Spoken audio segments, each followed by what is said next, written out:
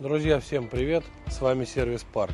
К сожалению, столкнулся я тоже с ремонтом, хотя сам являюсь руководителем сервиса Сервис Парк. У меня машина BMW, попал я, точнее не в ДТП даже попал, а отлетел камень на дороге. Ехал BMW Бавария, у нас это находится в Воронеже, где торговый центр Град. Отогнал им машину, поменяли мне стекло, забрал машину, выехал. И, скажем так, услышал небольшой свист